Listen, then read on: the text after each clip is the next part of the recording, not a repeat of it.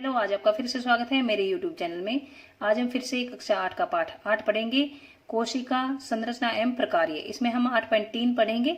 सजीव में कोशिका की संख्या, आकृति एवं साइज में विभिन्नता होती है। वीडियो देखने से पहले सब्सक्राइब जरूर करें। यदि आप पूरा लेसन पढ़ना चाहते हैं तो इसका लिंक भी डिस्क्रिप्शन बॉक्स में दिया हुआ है, वहां से आप पूरा पाठ पढ़ सकते हैं। चलिए शुरू करते हैं। 8.3 सजीव में कोशिका की संख्या। इसका क्या अर्थ है? जैसे कि देखिए टॉपिक दिया हुआ है सजीव में कोशिका की संख्या। तो इस वाले हम भाग में हम पढ़ेंगे कि सजीव में कोशिका की संख्या कितनी होती है और कोशिका की आकृति कैसी होती है, और जो साइज होता है कोशिका का, क्या वो अलग अलग होता है या एक जैसा साइज होता है, अलग अलग होता है तो उनमें क्या विभिन्नता होती है। तो ये सब हम इस वाले भाग में 8.3 में पढ़ेंगे। वैज्ञानिक किस प्रकार सजीव कोशिकाओं का परीक्षण एवं अध्ययन करते हैं। जो वैज्ञानिक होते हैं वो सजीव की जो कोशिकाएं होती हैं उनका अध्ययन कैसे करते हैं। वैज्ञानिकों के पास आखिर ऐसा क्या होता है जो वो सजीव की कोशिकाओं का परीक्षण उससे करते हैं। तो यह है कि वह जो सूक्ष्मदर्शी होता है उसके उपयोग से ये वैज्ञानिक कोशिकाओं का परीक्षण करते हैं। सूक्ष्मदर्शी का उपयोग करते हैं जिसकी सहायता से वस्तु के आवर्धित प्रतिबिंब का अध्ययन किया जा सकता है। सूक्ष्मदर्शी क्या होता है?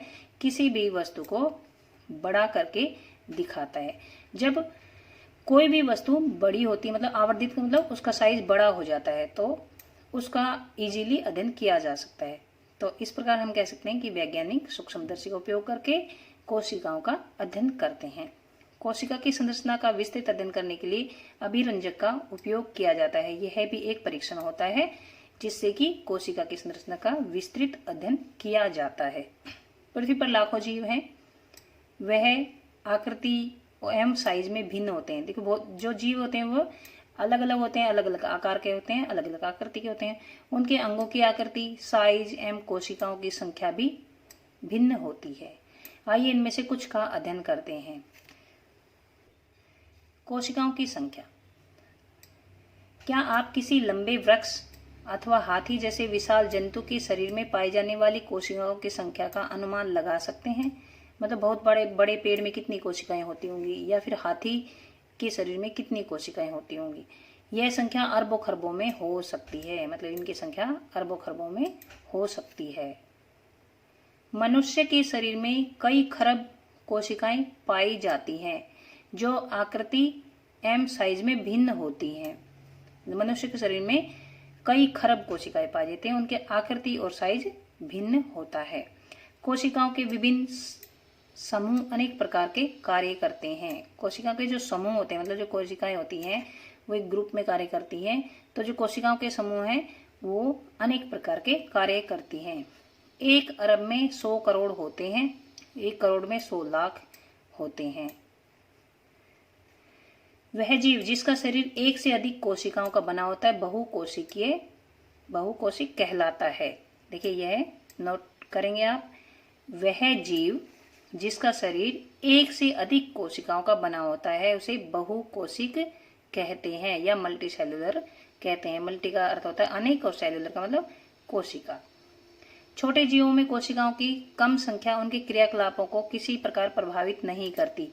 देखिए इस लाइन का क्या है कि जो छोटे जीव होते हैं उनमें कोशिकाएं कम होती हैं, लेकिन उनकी एक्टिविटी पर कोई भी प्रभाव नहीं पड़ता। वो एक्टिविटी जो है, कोई भी क्रियाकलाप है, अच्छी तरह से करते हैं। उनका यह अर्थ नहीं हुआ कि इनमें कोशिकाएं कम होती हैं तो उनमें कुछ क्रियाकलाप कम हो जाते हैं, ऐसा कुछ भी नहीं है। आपको जानकर आश्चर्य होगा कि अरबों कोशिकाओं वाले जीवों के जीवन का प्रारंभ एक कोशिका से ही होता है। मतलब जो भी जीव हैं, बहुकोशिकीय जीव हैं, उनका जो जीवन शुरू होता है, जो जीव वो बनते हैं तो एक कोशिका से ही बनते हैं, एक कोशिका से ही शुरुआत होती है। एक कोशिका से ही होता है जो एक निषेचित अंडा है। निषेचित अंडा जो होता है वो गुणन करता है, मतलब जो अंडा होता है वो एक कोशिका होती है, फिर उसमें निषेचित अंडा गुणन करता है, मतलब बढ़ोतरी होती है उनमें, तथा वृद्धि एवं परिवर्धन के साथ कोशिकाओं की संख्या बढ़ती जाती है। जैसे जैसे बड़े होते हैं उससे कोशिकाओं की संख्या भी बढ़ती चली जाती है। तो इससे आप समझ गए होंगे वह जीव जिसके शरीर में एक से अधिक कोशिकाएं पाई जाती है बहुकोशिक कहलाता है। और जो बहुकोशिक जो जीव होते हैं वो भी एक कोशिका से ही बने हैं, मतलब शुरुआत उनकी एक कोशिका से ही हुई थी। उनके जीवन का प्रारंभ एक कोशिका से ही होता है। चित्र 8.3 ए एम बी को देखिए। ये देखिए चित्र 8.3 ए है और ये है बी। ये दोनों जीव हैं एकल कोशिका के बने होते हैं, मतलब ये एक ही कोशिका से बने होते हैं।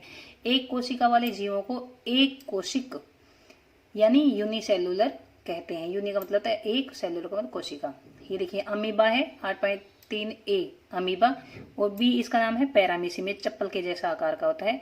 ये अमीबा जो होता है इसकी कोई भी निश्चित आकृति नहीं होती है। ये अमीबा जो है देखिए किसी भी आकृति का हो सकता है, जैसे कोई भी आकृति बना दी है, ऐसे भी हो सकता है, ये ऐसे भी हो सकता है, कैसी भी आकृति ये बना लेता है अमीबा। ऐसा भी हो सकता है। ये बीच में केंद्रक होता है इसमें। यह एक कोशिकीय जीव होता है। और ये पैरामीशियम चप्पल के जैसे आकार का होता है। इधर देखिए ये बाल बाल से रोए से साइडों में होते हैं जो इनकी चलने फिरने में हेल्प करते हैं। अच्छा, ये इनको एक कोशिकीय जीव क्यों कहते हैं? क्योंकि दोनों ही जीव एक कोशिका के बने होते हैं, इसलिए इन्हें एक कोशिकीय जीव कहते हैं। आपको बहुकोशिकीय और एक कोशिकीय जीव में अंतर समझ आ गया होगा। अब है एक कोशिकीय जीव भी वह सभी आवश्यक क्रियाएं करता है जो बहुकोशिकीय जीव द्वारा की जाती हैं। जो बहुकोशिकीय जीव होते हैं वो जो क्रियाएं करते हैं वे सब एक कोशिकीय जीव भी वे सब क्रियाएं करते हैं। एक कोशिकीय जीव जैसे अमीबा भोजन का अंतर्ग्रहण करता है, मतलब वो भोजन भी खाता है, पचाता है, सांस भी लेता है, उत्सर्जन भी करता है, वृद्धि करता है और प्रजनन भी करता है। मतलब जो बहुकोशिकीय जीव होते हैं जो जो क्रियाकलाप करते हैं वे सब अमीबा भी करता है, जो कि एक कोशिकीय जीव है। अब आपसे ये पूछ लिया जाए कि एक कोशिकीय जीव का नाम बताइए, तो क्या कहेंगे? अमीबा, और दूसरा है पैरामीशियम। दो का तो आपको पता लग गया होगा। और ये सभी क्रियाएं करते हैं, जैसे सांस लेना, खाना पचाना, उत्सर्जन करना, वृद्धि करना, मतलब बढ़ते भी हैं, और प्रजनन करना, अपने जैसे संतान भी उत्पन्न करते हैं। बहुकोशिकीय जीवों में यह सभी कार्य विशिष्ट कोशिकाओं के समूह द्वारा संपादित किए जाते हैं। जो बहुकोशिकीय जीव होते हैं उनमें एक विशिष्ट कोशिकाओं का एक ग्रुप बन जाता है, कोशिकाओं का एक समूह बन जाता है, उसके द्वारा ये सब कार्य किए जाते हैं। और जो एक कोशिकीय जीव होते हैं उनमें एक कोशिका के द्वारा ही ये सब कार्य होते हैं।